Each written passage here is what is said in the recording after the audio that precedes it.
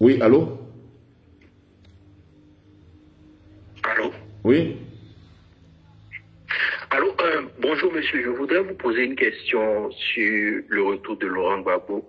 Juste une question, et je ne sais pas si c'est dans les thèmes.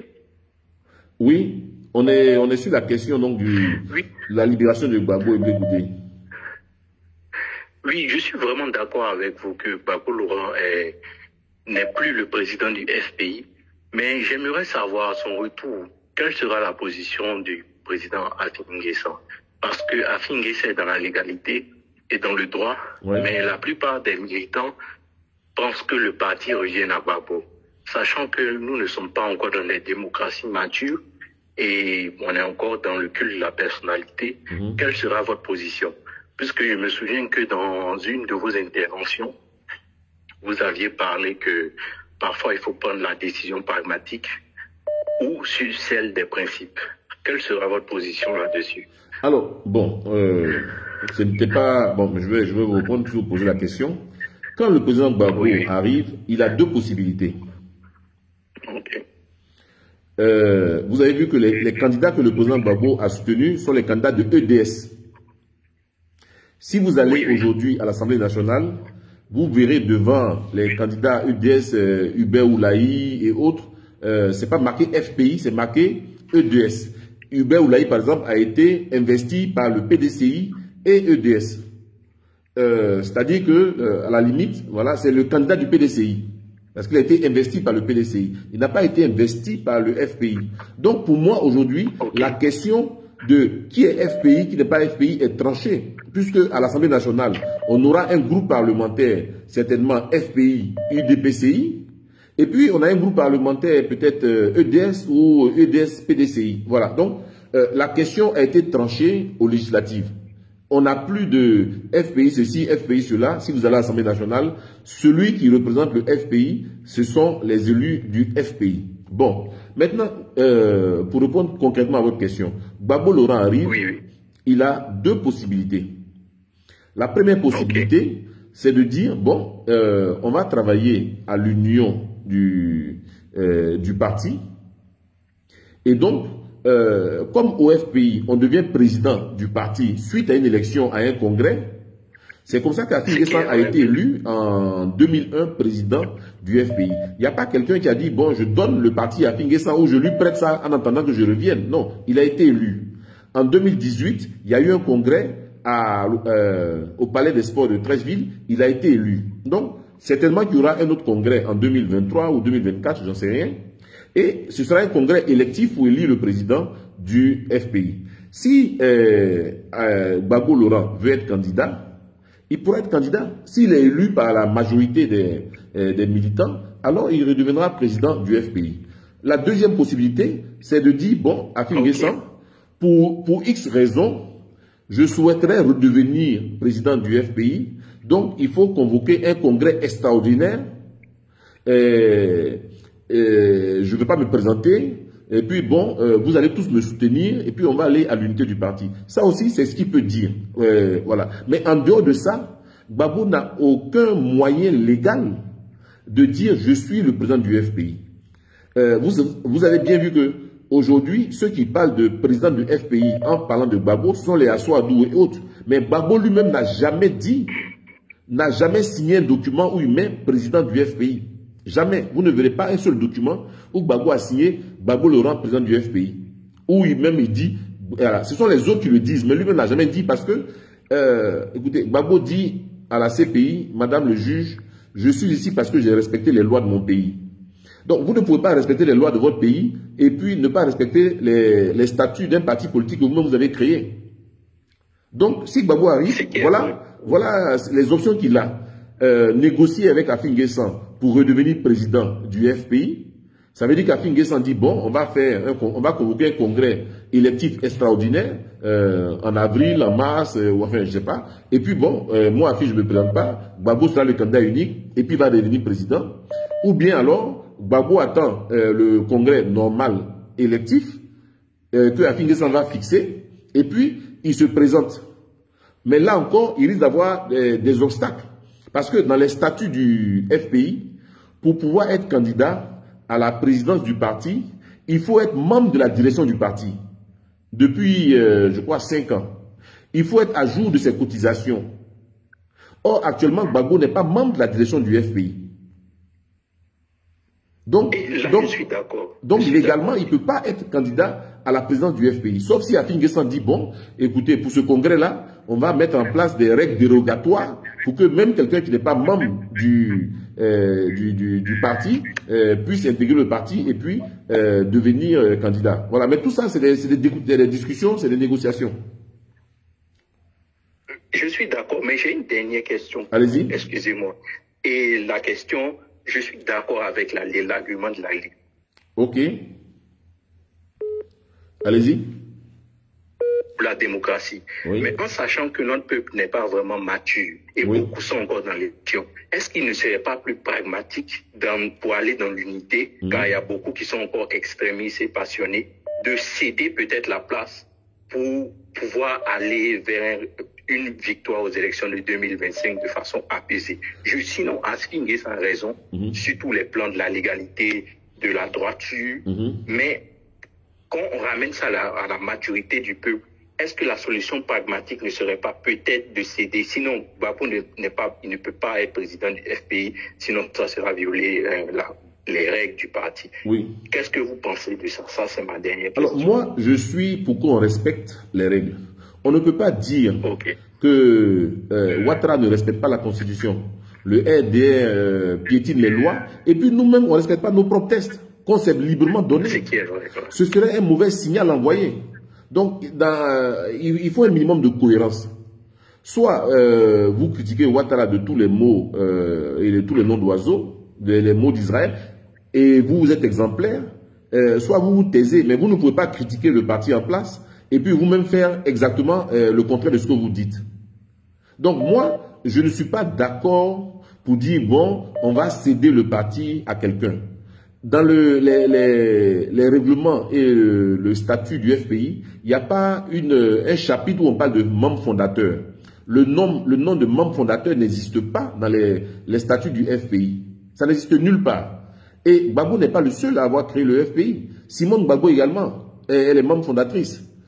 Christine Conan, qui est aujourd'hui avec Afin N'Guessan, est membre fondatrice. Bouy Kalo Thierry, qui est également avec Afin N'Guessan aujourd'hui, est membre fondateur. Ils étaient 20 membres fondateurs.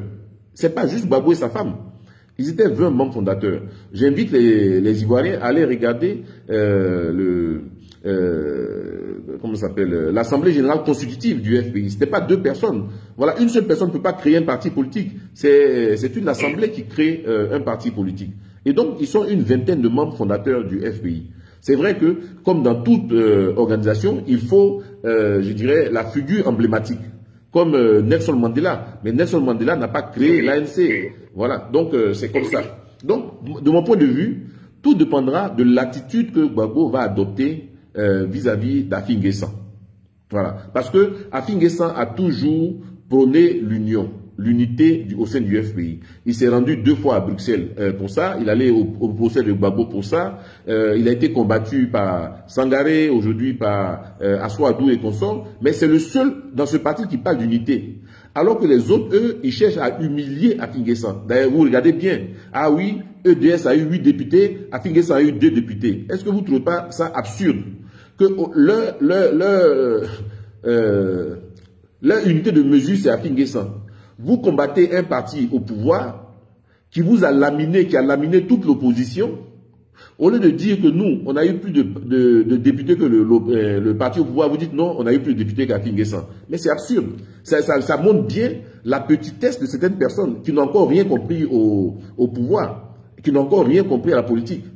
Moi, je ne peux pas dire m'enorgueillir d'avoir eu plus de députés que les Gors. Ce n'est pas eux mes adversaires. Mes adversaires, c'est le parti au pouvoir. Donc, quand je suis orgueilleux, c'est de dire j'ai battu le parti au pouvoir. C'est cela qui a du sens. Mais dit oui, bon, nous on a plus de députés que vous. Et alors? Est-ce que ça te permet de changer la Constitution? Est-ce que ça te permet d'avoir la majorité absolue?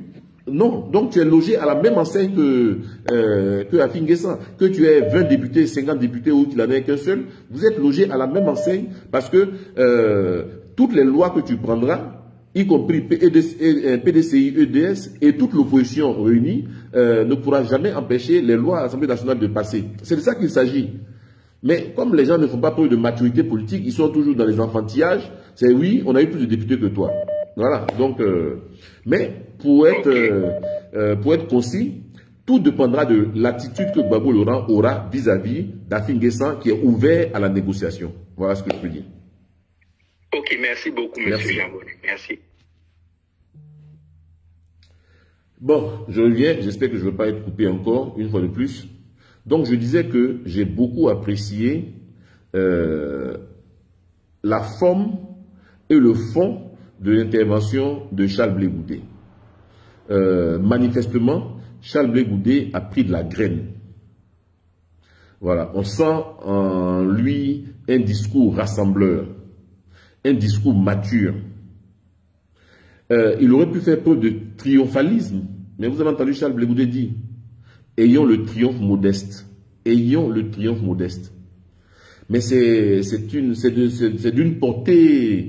vous ne pouvez pas vous rendre compte. Quelqu'un qui vient de gagner un procès contre la CPI, après près de 10 ans de procédure, qui n'est pas en train de jubiler et qui dit « Je demande pardon aux Ivoiriens pour le mal que j'ai fait, pour le mal que j'aurais pu faire, pour les incompréhensions qu'on aurait pu avoir. » Alors qu'il vient de gagner son procès, il aurait pu dire « Bon, la CPI vient de montrer que nous ne sommes pas coupables, maintenant on attend que les coupables y aillent. On attend que les coupables aussi punissent les choses, que bon, voilà, la vengeance, etc. » Mais il a tenu un discours rassembleur. Et pour moi, c'est ça qui est important. La Côte d'Ivoire, d'abord, c'est ça. Ne pas penser à la vengeance, à la rancune. De dire des choses qui font avancer la Côte d'Ivoire. De promouvoir les valeurs de tolérance. Et donc, l'intervention de Charles Blé Goudé est jouissive de ce point de vue. Du point de vue de la cohésion sociale. Du point de vue de la réconciliation nationale, mais c'est un priapisme intellectuel. Et ça, je voudrais vraiment remercier Charles Blé Goudé pour ça. Bon, j'ai un appel encore. Oui, allô? Oui, allô, monsieur Jean-Bonnet, bonsoir. Bonsoir, monsieur. Je voulais intervenir si c'est possible. Oui, vous êtes en direct, allez-y. Oui, en fait, moi, je voulais juste vous demander une doléance. Est-ce que vous, les jeunes, y compris KKB, Mamadou Touré, Blé Goudé, tous ces concerts-là, vous ne pouvez pas faire une association pour mettre la pression sur les députés pour qu'on puisse mettre la limitation d'âge cette fois-ci? Parce que moi, j'ai l'impression que ça vient seulement du camp des RHDP et de Alassane Ouattara. Pourtant, vous, les jeunes, vous êtes bel et bien conscients que c'est ces trois vieux-là qui vous bloquent. Et quand ces trois vieux-là vont partir, je pense qu'on ne va plus entendre parler de tel est Mossi, tel est étranger, tel est ceci, tel est cela. Et ça va beaucoup diminuer la haine. Parce qu'aujourd'hui, les membres de RHDP, ils sont d'accord que Gbagbo revient, mais quand on entend tout ce qu'on parle là, on a l'impression que Gbagbo revient pour se venger. Et moi, je ne voudrais pas que ça vienne de RHDP chaud, mais je voudrais que tous les jeunes, sans parti pris, tous ceux qui sont partants, vous faites une association pour mettre la pression sur les députés pour qu'ils puissent valider ça, pour que tout le monde soit tranquille en fait. Parce qu'on est tous conscients que si les trois là partent, ça va beaucoup calmer la haine entre nous, les populations. Ok. C'est juste Merci. ma proposition en fait. Merci. Bon, non, il n'y aura pas de, je dirais, d'une association des jeunes pour mettre la pression sur sur le président Ouattara pour que il puisse restaurer la limite d'âge à 75 ans. Pour la simple raison d'abord que les intérêts des jeunes du PDCI, du FPI ou du RHDP ne sont pas les mêmes. Les intérêts sont divergents. D'accord. Maintenant, pour que dans un parti politique, un homme puisse prendre ses responsabilités et affronter l'ordre établi, ce n'est pas toujours facile. Je sais qu'au RHDP, il y a beaucoup de gens qui aimeraient que M. Ouattara revienne à 75 ans. Je sais qu'au PDCI, ils sont des milliers à vouloir que le président Bédié se retire pour que pour que la compétition puisse s'ouvrir de façon saine entre les jeunes. Mais même chez les GOR, EDS, je suis sûr qu'il y en a, ils sont nombreux à vouloir que Gbagbo prenne sa retraite. Ce Gbagbo a 76 ans, qu'il prenne sa retraite pour que d'autres aussi puissent avoir droit au chapitre. Mais ça demande un courage que beaucoup de politiciens n'ont pas. Ce courage qu'Afin N'Guessan a eu et pour lequel il est combattu au sein du FPI par certains là, les gens ne l'ont pas au PDCI. Parce que c'est un parti qui a une culture gérontocratique, c'est un parti où on ne tolère pas la contradiction, où le président règne comme dans un royaume. C'est lui qui est l'alpha, l'oméga, qui décide tout. Il est omniscient, omnipotent, omniprésent. Donc le courage qu'Afin N'Guessan a eu au FPI, c'est pas dans tous les partis les gens peuvent avoir ça. Vous avez vu un peu le sort qui était réservé à Kakabe lorsqu'il a voulu s'émanciper juste pour être candidat contre Bédié. Vous avez vu tous les obstacles qu'on a mis en place. Donc malheureusement, manifestement au PDCI, ils sont pas nombreux en dehors de Kakabe, ceux qui étaient capables donc de défier Bédié. Or, à un moment donné, il faut prendre ses responsabilités. Voilà. C'est la même chose au RDR. C'est la même chose au RDR. Encore que, contrairement à Gbagbo et Bédié, on a vu que Ouattara, quand même, il fait la promotion des jeunes. Voilà. Il y a beaucoup de jeunes qui sont rentrés au gouvernement. Regardez le secrétaire général du gouvernement, 39 ans. C'est exceptionnel, c'est très bien. Voilà. Donc, il est en train de préparer une certaine jeunesse à sa succession. Et on le voit bien dans ses nominations qu'il est en train de préparer une certaine jeunesse. Voilà, il a nommé des ministres d'État. On voit que ces ministres, ceux-là ont nommé ministres d'État parce que probablement que s'il y a un autre conseil des ministres, ils sont à la sortie. Voilà, donc c'est une façon de les récompenser en les nommant ministres d'État parce qu'ils sont proches de la sortie. Donc il va promouvoir une certaine jeunesse qui est derrière. Et ça, c'est d'un point de vue de la stratégie politique, c'est très bien vu. Alors que vous voyez à EDS ou au PDCI, ce sont les septuagénaires, les octogénaires qui ont encore droit à la parole. Voilà. Donc, de toute façon, les peuples ont les dirigeants qu'ils méritent. Si la Côte d'Ivoire mérite quelqu'un de brillant, quelqu'un de compétent, quelqu'un de cohérent, ça va s'imposer à nous. Voilà. En tout cas, merci pour votre question. Il est 23h06. Oh là là, je ne pourrais pas développer le troisième thème qui est l'union, l'adhésion de l'opposition, peut-être demain. Je vais terminer avec Blé Goudé. Et donc, je disais que j'ai beaucoup apprécié le discours de Blé Goudé, parce qu'il a dit des choses très fortes. Ayons le modeste, le triomphe modeste, vous voyez. Et ça, c'est une façon de faire preuve de repentance. C'est une façon de montrer l'humilité. Voilà. Hein? Donc, voilà. Donc, vraiment, je souhaite que Blé Goudé reviennent le plus tôt possible, que le pouvoir en place donne à Blé Goudé l'occasion de prouver qu'il veut se mettre effectivement au service de la réconciliation, qu'il veut œuvrer à la paix en Côte d'Ivoire, et sa façon de diriger son parti politique depuis la prison l'a démontré. Voilà. Alors que Blé Goudé était en prison, il a démissionné de la tête de son parti. Voilà, il n'a pas voulu diriger son parti politique depuis la prison. Voilà, il a quitté la tête du parti, hein, et il y a eu donc un nouveau président qui dirigeait le parti. Ça déjà, c'est exceptionnel. Parce qu'il y en a qui sont en prison, et même de la prison, ils veulent continuer à diriger un parti politique. Voilà, Blé Goudé l'a fait. Ça a peut-être échappé aux gens, mais c'est une grande marque de maturité politique que de dire, bon, je suis en prison, un parti politique se dirige au jour le jour. Voilà, le président, il va à des réunions, il va à des rencontres. Quand vous êtes en prison, vous ne pouvez pas le faire. C'est pour ça que quand Afin N'Guessan était en prison à Bouna, c'était Miaka Oroto qui dirigeait le parti. Et ça, Blé Goudé l'a fait. Voilà, il a repris la tête de son parti que quand il est sorti de prison. Voilà, quand il est sorti de prison. Et donc, moi, c'est des choses que je suis et qui me marquent. Voilà, et c'est pour ça que j'en parle. Voilà. Je souhaite que tous les deux reviennent en Côte d'Ivoire, se mettent au service de la Côte d'Ivoire, et notamment au service de la réconciliation. Voilà. Arrêtons de nous battre inutilement pour des querelles de personnes. Confrontons maintenant les idées, les propositions, les contre-propositions. C'est ça qui va faire avancer la Côte d'Ivoire. Je vous l'ai dit, les défis sont énormes.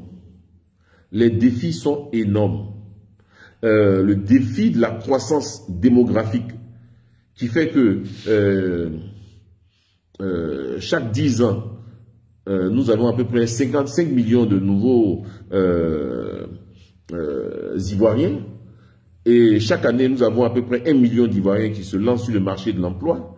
C'est un défi énorme. Si on ne sait pas comment absorber tout ce chômage, ils vont devenir des rebelles, des délinquants, des gens qui sont sur les réseaux sociaux en train d'insulter les gens partout. Donc, c'est le devoir, l'obligation de l'État que de travailler à résorber toute cette question-là de chômage. Voilà. Et donc, les défis sont énormes. Donc, on peut être dans l'opposition et faire des propositions. J'ai donné l'exemple de Madou Coulibaly qui est un très bon exemple. Voilà. Je ne le vois plus depuis un certain temps. Je ne sais pas qu'est-ce qui explique cela. Mais cette direct nous manque beaucoup parce que c'était très instructif. Voilà. Très bien. En tout cas, je vous remercie d'avoir suivi ce direct. Je reviendrai de temps en temps échanger avec vous. Je voudrais inviter également notre classe politique à ne pas rester dans sa tour d'ivoire, à communiquer. Je voudrais inviter les intellectuels ivoiriens, les experts dans tout domaine, à faire des conférences sur Facebook Live pour instruire les Ivoiriens et ne pas laisser cet espace numérique-là aux médiocres, aux insulteurs, aux déstabilisateurs. Nous devons former notre jeunesse. Un pays qui ne forme pas ses jeunes à l'excellence est un pays qui est condamné à la médiocrité. Ne laissons pas les médiocres envahir l'espace numérique. Et donc, je voudrais plaider cela. Si tu es économiste et que tu as des connaissances en économie, viens les partager avec les Ivoiriens. Viens faire aimer le goût de l'économie ou des finances, comme Libye Guillaume le faisait, aux Ivoiriens. Si tu es architecte, viens faire des directs pour expliquer en quoi c'est beau l'architecture, comment est-ce qu'on peut réduire le problème des immeubles qui s'effondrent, etc. Si tu es urbaniste, viens nous expliquer comment ça fonctionne l'urbanisme dans un pays pour qu'on règle les problèmes d'inondation, etc. Donc, mettez vos connaissances à la disposition de la jeunesse. On a une jeunesse qui n'a plus de repères. Qui n'a plus de repères. Vous voyez, j'ai pas envie de citer les modèles aujourd'hui de notre jeunesse, mais c'est dramatique. Voilà. Moi, je fais cet effort-là, de venir là. Il y a des vanille-pieds qui m'insultent et tout ça, mais je fais fi de ne pas voir ça. Parce que le plus important, c'est la Côte d'Ivoire. Le plus important, c'est la Côte d'Ivoire d'abord. Et c'est pour cela que je voudrais vous remercier et vous dire à la prochaine.